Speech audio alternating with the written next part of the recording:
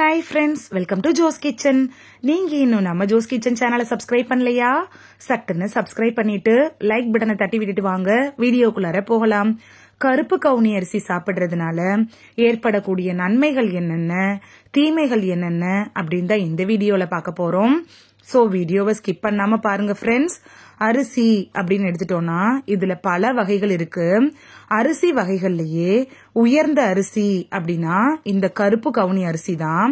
இந்த கருப்பு கவுனி அரிசியில பல ஆரோக்கியங்களும் மருத்துவ குணங்களும் இருக்குது. அளவுக்கு மீறினால் அமுதமும் நஞ்சு அப்படிங்கிற பழமொழிக்கு ஏற்ற மாதிரி கருப்பு கவுனி அரிசி இருக்கு. இதுல சில மருத்துவ குணங்கள் இருந்தாலும் ஒரு சிலருக்கு பக்க விளைவுகளையும் ஏற்படுத்துது. இந்த அரிசிய பெரும்பாலும் அரசர்கள் தான் பயன்படுத்திட்டு இருந்திருக்காங்க. இதுல அப்படி என்னென்ன நன்மைகள் இருக்குது அப்படின்னும் இது அதிகமா சாப்பிடுறதுனால ஏற்படக்கூடிய தீமைகள் என்னன்னு சட்டுன்னு பாத்துட்டு வந்துடலாம் வாங்க. ஹீமோகுளோபின் லெவலை இன்க்ரீஸ் பண்றதுல கருப்பு கவுனி அரிசி எப்படி பயன்படுது அப்படின்னு பார்க்கலாம். இந்த கருப்பு கவுனி அரிசியில அதிகப்படியான இரும்புச்சத்து, நார்ச்சத்து, கால்சியம் இது மாதிரி நிறைய சத்துக்கள் இருக்கு. கருப்பு கவுனி அரிசியில அதிகமா இரும்புச்சத்து இருக்கிறதுனால ரத்த சோகை, ஹீமோகுளோபின் குறைவா இருக்கிறவங்களுக்குலாம் இது ரொம்ப யூஸ்ஃபுல்லா இருக்கும். இதயம் சம்பந்தமான பிரச்சனையிலிருந்து விடுபடுவதற்கு இந்த கருப்பு கவுனி அரிசியை நீங்க உபயோகிச்சுட்டு வரலாம். அது மட்டும் இல்லாம கேன்சர் வராமல் தடுக்கணும் அப்படின்னு நினைச்சீங்கனாலும் கருப்பு கவுனி அரிசி தான் உங்களுக்கு பெஸ்ட் சாய்ஸா இருக்கும். சர்க்கரை நோயாளிகளுக்கு கருப்பு கவுனி அரிசி எப்படி பயன்படுது அப்படின்னு பார்க்கலாம். கருப்பு கவுனி அரிசியில மிக குறைஞ்ச அளவு கார்போஹைட்ரேட் இருக்கிறதுனால சர்க்கரை நோயாளிகளுக்கு இந்த கருப்பு கவுனி அரிசி பெஸ்ட் ஃபுட் அப்படின்னு கூட சொல்லலாம். மார்பக புற்றுநோய் இருக்கிறவங்க, மாதவிடாய் பிரச்சனை இருக்கிறவங்களுக்கு எல்லாம் இந்த கருப்பு கவுனி அரிசி சாப்பிடுறதுனால நிறைய நன்மைகள் கிடைக்கும். தோல் சம்பந்தப்பட்ட அரிப்பு, படை, புண்கள், எரிச்சல் இது மாதிரியான அலர்ஜி சம்பந்தப்பட்ட பிரச்சனைகளுக்கு இந்த கருப்பு கவுனி அரிசி நல்ல மருந்தா இருக்கும். இந்த அரிசியில அதிகம் ஆன்டி ஆக்சிடென்ட்கள் இருக்கிறதுனால உடல்ல இருக்கக்கூடிய கழிவுகளை வெளியேற்றி நம்மளோட உடலை நல்ல ஆரோக்கியமாவும் தூய்மையாவும் வச்சுக்கிறதுக்கு யூஸ்ஃபுல்லா இருக்கும். கருப்பு கவுனி அரிசியில நார்ச்சத்துக்கள் அதிகம் இருக்கிறதுனால கெட்ட கொலஸ்ட்ரால் எல்லாம் கரைச்சு HDL அப்படிங்கிற நல்ல கொழுப்போட அளவை அதிகரிக்குது.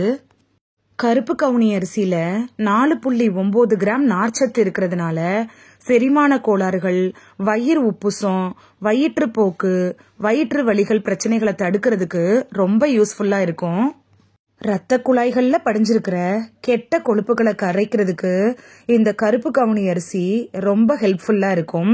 அது மட்டும் இல்லாம மன அழுத்தத்தை தடுக்கிறதுக்கு கூட இந்த கருப்பு கவுனி அரிசி முக்கிய பங்கு வகிக்குது. இப்ப கருப்பு கவுனி அரிசி சாப்பிடுறதுனால ஏற்படக்கூடிய தீமைகள் என்னங்கிறதையும் பாத்துக்கலாம். கருப்பு கவுனி அரிசிய கர்ப்பம் அடைந்திருக்கிற பெண்கள், அது மட்டும் இல்லாம குழந்தைகளுக்கு தாய்ப்பால் கொடுக்கிற பெண்கள் உங்க டாக்டர்கிட்ட ஆலோசனை எடுத்துக்கிட்டு சாப்பிடலாம். அப்படி இல்லைன்னா நீங்க கருப்பு கவுனி அரிசியை தவிர்த்துடுறதே நல்லது. கருப்பு கவுனி அரிசியில நார்ச்சத்துக்கள் அதிகமா இருக்கிறதுனால வயிறு சம்பந்தப்பட்ட பிரச்சனை பாதிப்பு இருக்கிறவங்க கருப்பு கவுனி அரிசியை சாப்பிடலாம். ஆனா அதிகமா சேர்க்கறதுனால வயிற்றுப்போக்கு, இறப்பை, குடல் விளைவுகள் சம்பந்தப்பட்ட பிரச்சனைகளை ஏற்படுத்திடும். நான் ஆல்ரெடி சொன்னதுதான் இப்பயும் சொல்றேன். கருப்பு கவுனி அரிசிய நீங்க தினைக்கும் கூட சாப்பிடலாம்.